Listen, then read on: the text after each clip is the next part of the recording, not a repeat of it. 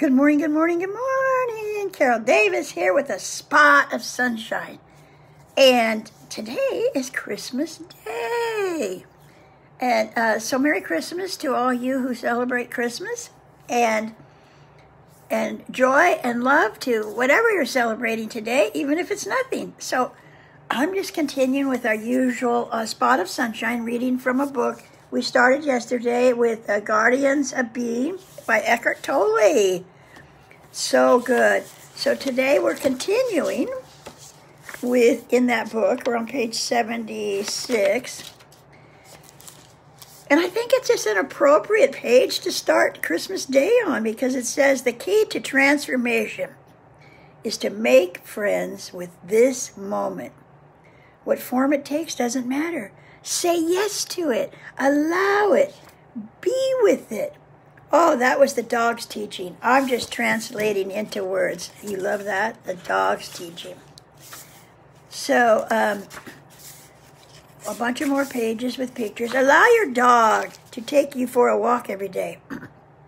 It's good for the body, and it's good for the soul. I don't have an animal. I wish I did. Excuse me. Dogs emanate a goodness that people respond to. One of the joys of walking your dog is that often people come up to you and immediately their hearts open. They're not interested in you, of course. They want to pat your dog. Dogs offer the precious opportunity, even to people who are trapped in their egos, of loving and being loved unconditionally. They have been with humans for thousands of years, and now there is a link between dogs and humans, much closer than it has ever been. So part of their divine purpose is to help us, but it always goes both ways because by living with humans, dogs also grow in consciousness. It's reciprocal because dogs and cats still live in the original state of connectedness with being. They can help us regain it. When we do so, however, that original state deepens and turns into awareness. I love all the pictures. We don't fall below thinking. We rise above it. I've always said dogs and cats are higher evolved than we are because they don't have to say much to teach us.